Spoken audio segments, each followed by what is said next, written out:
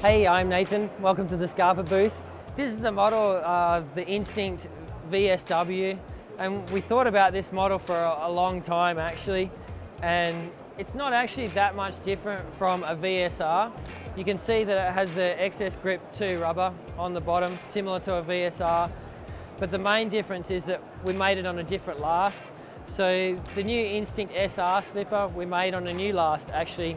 We called it Instinct, but it's actually on an FJ last, and it has a narrower heel and a more sculptured heel than the other Instinct last that we have, which is all FV. And this last is on an FVW. So it's a very sculptured heel and even more narrower than the FJ last on the Instinct SR slipper.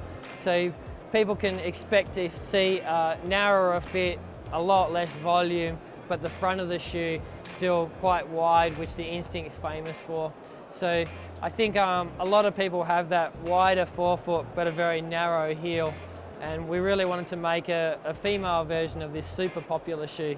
The Instinct family, it's famous for its heel actually, and the heel is a double layered heel. So it has a 2mm XS Grip layer and then a 1mm XS Grip inlay. So that's 2 bits on either side. So by layering it in 2 layers, you get friction obviously from the rubber, but you also get thin rubber where you don't want any bulk and thicker rubber where you want more support, and it gives the ability to the heel to change shape. What people don't really know is the real key to Instinct model is it's double fronted. So unlike the Vapor, which is single fronted and then offset on the stitch, the Instinct is double fronted on either side. So it's not that one is better than the other, but it changes the way that the shoe molds to your foot. And I think that's what makes the Instinct so popular, is that it has a very, very good precision with a very, very good flex for smearing, and obviously a best heel that you can get on the market. The downside is it's really difficult to get on.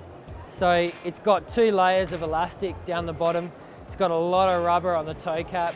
So to get into the shoe is pretty difficult, and that's why the heel works so well, because it's a real glove-like fit. So you need to be really careful getting into the shoe to make sure you get right to the end of the shoe, and then peel the heel over right at the end.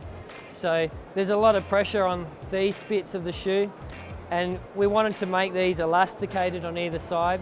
So it gives this glove-like fit, but it really means that when you enter and exit the shoe, you have to take a little bit more care than you would in something like a Vapor, which opens right up. So there's downsides to everything, and certainly getting this on and off is one of the downsides, but the heel stays on when you need it to. People always say, you know, like, should I have this for a slab or should I have this for an overhang? And for me, when we're talking about the design of climbing shoes, it's really about the type of foothold. And you can find a small foothold on a slab, and you can find a small foothold on an overhang. And that's really what we designed the shoe around.